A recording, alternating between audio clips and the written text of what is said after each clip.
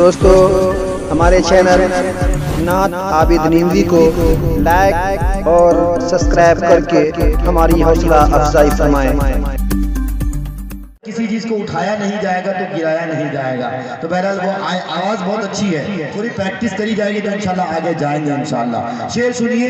محمد عبد الوہاب صاحب، بالکل سنیے گا، بہت شاہ سے متعلق اس طرح کے شعر آپ نے کبھی نہیں سنے ہوں گے۔ ماں کی آنکھوں میں جب اشکوں کا گوہر لگتا ہے، ماں کی آنکھوں میں جب اشکوں کا گوہر لگتا ہے، تب کہیں کعبے کی دیوار میں در لگتا ہے۔ ماں کی آنکھوں میں جب اشکوں کا گوہر لگتا ہے، تب کہیں کعبے کی دیوار میں در لگتا ہے، اور دھوپ کتنی ہی کڑی ہو کوئی پرواہ نہیں، باپ کا سر پہ ہو سایہ تو شجر لگتا ہے۔ دھوپ کتنی ہی کڑی ہو، اس مصرے پہ دو چار لوگوں کو آنا چاہیے تھا بہرحال۔ دھوپ کتنی ہی کڑی ہو، اصل میں یہ چاہتا ہوں کہ آخری میں تھوڑا سا آپ لوگ انرجی دیں تاکہ میں بھی انرجی دے کے جاؤں، اور پورنیہ تک جاؤں تو بالکل مجھے ٹھنڈ کا احساس نہ ہو، یہاں کی محبت کی گرماہٹ لے کے جاؤں، اور اس گرماہٹ کو میں پورنیہ اور کشن گنج میں بھی تقسیم کروں، اور بنگال کا بھی علاقہ ہے جادوئی علاقہ، وہاں بھی میں انشاءاللہ اس کو بول سکوں۔ باپ کا سر پہ ہو سایہ تو شجر لگتا ہے، جس کے آنگن میں نہیں ہوتی، اب یہ شعر سنیے گا، جو ماں کے لال جن کی مائیں نہیں ہیں وہ کیا محسوس کرتا ہے؟ جس کے آنگن میں نہیں ہوتی ہے ماں کی خوشبو، جس کے آنگن میں نہیں ہوتی ہے ماں کی خوشبو، وہ اگر تاج محل بھی تو کھنڈر لگتا ہے۔ جس کے آنگن میں نہیں ہوتی ہے ماں کی خوشبو، وہ اگر تاج محل بھی تو کھنڈر لگتا ہے۔ اور شعر سنیے گا عابد صاحب کہ پاؤں پھیلاؤں میں کیسے میری ماں کے آگے، پاؤں پھیلاؤں میں کیسے میری ماں کے آگے، مجھ کو قرآن کی توہین سے ڈر لگتا ہے، مجھ کو قرآن کی توہین سے ڈر لگتا ہے۔ اُفِّل لَكُمَا سے مستار، پاؤں پھیلاؤں میں کیسے میری ماں کے آگے، مجھ کو قرآن کی توہین سے ڈر لگتا ہے۔ اور اس زاویے کا سب سے بڑا اس خاندان کا شعر ہے جو شاید ماں سے متعلق کسی نے نہیں کہا ہوگا کہ روک لیتا ہے بلاؤں کو وہ اپنے اوپر۔ شعر سنیے عابد صاحب، روک لیتا ہے بلاؤں کو وہ اپنے اوپر، روک لیتا ہے بلاؤں کو وہ اپنے اوپر، ماں کا آنچل مجھے جبریل کا پر لگتا ہے۔ روک لیتا ہے بلاؤں کو، روک لیتا ہے بلاؤں کو، یہ دیکھیں میڈیا والے بھائی آگئے ماشاءاللہ، روک لیتا ہے بلاؤں کو وہ اپنے اوپر، ماں کا آنچل مجھے جبریل کا پر لگتا ہے۔ ماں کی آنکھوں میں جب اشکوں کا گوہر لگتا ہے، تب کہیں کعبے کی دیوار میں در لگتا ہے۔ کبھی میں نے جو ماں کی خدمت نہیں کرتے ہیں، میں نے اس کے لیے اچھا ماشاءاللہ بھائی بھی آگئے مسکراتے ہوئے، اللہ جزائے خیر دے۔ کبھی میں نے یوں بھی کہا تھا کہ رب کی رحمت وہاں نہیں ہوتی، ماں کی عزت جہاں نہیں ہوتی، بہت کم وقت ہیں وہ بچے جن کے حصے میں ماں نہیں ہوتی۔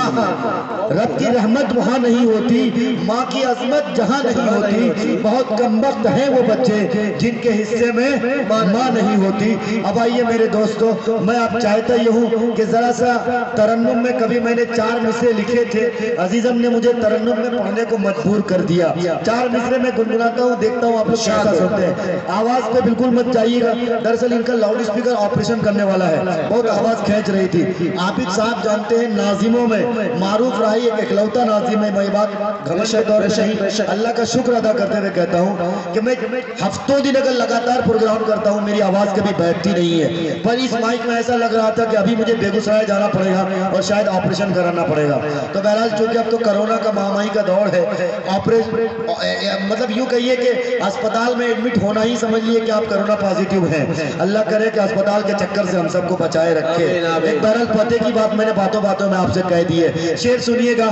آج بھی مدینے کی، یہ میرے خود کے 4 اشعار ہیں۔ میں نے ماں سے متعلق کسی نے کچھ نہیں پڑھا ہے، ماں سے متعلق پڑھا ہے، لیکن میں نے مدینے کی وادیوں کو سمیٹا ہے، تب میں نے ماں پر گیا ہے۔ آج بھی مدینے کی وادیاں سمجھتی ہیں، آج بھی مدینے کی وادیاں سمجھتی ہیں،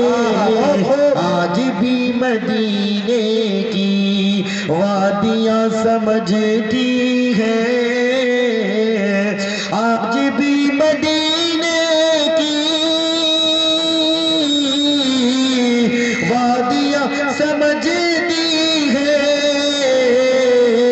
ہیں۔ ارے کیا مقام آقا ہے بکریاں سمجھتی ہیں،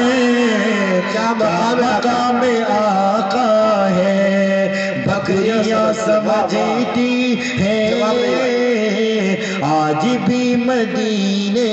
کی، اور یہ شعر سنیے گا، آج کل کے بیٹوں کو راہی کون سمجھائے، آج کل کے بیٹوں کو،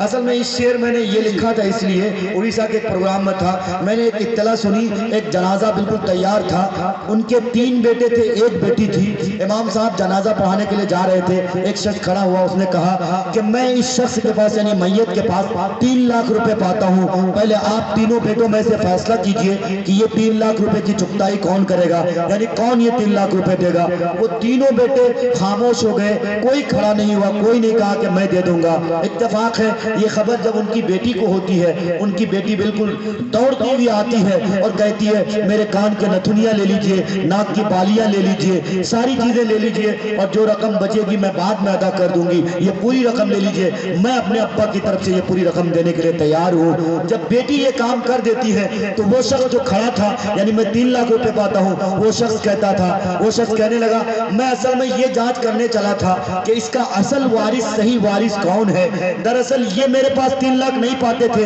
میں ان کے پاس 3 لاکھ نہیں پاتا تھا، بلکہ میرے پاس یہ 3 لاکھ پاتے تھے، مجھے یہ پتا چل گیا کہ اس کی بیٹی اس کا صحیح وارث ہے، اس لیے میں یہ 3 لاکھ روپے اب اس کی بیٹی کو دوں گا، بیٹوں کو نہیں دوں گا، اس لیے میں نے یہ 2 مصرے لکھے ہیں۔ آج بھی مدینے کی وادیاں سمجھتی ہیں، کیا مقام آقا ہے بکریاں سمجھتی ہیں، اور آج کل کے بیٹوں کو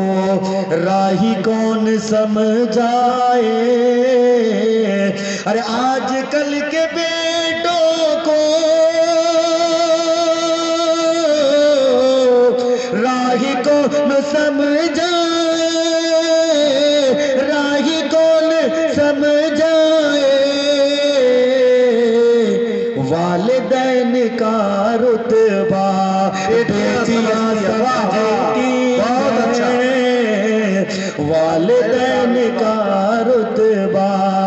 بیٹیاں سمجھتی ہیں، آج کل کے بیٹوں کو۔ آئیے بہرحال آپ بھی سمجھیں گے کہ یہ کیا ہو رہا ہے، ساری چیزیں نظامت کے حوالے ہو رہی ہیں، تقریر بھی ہو رہی ہے، اب نعت النبی بھی گنگنا رہے ہیں، اب میں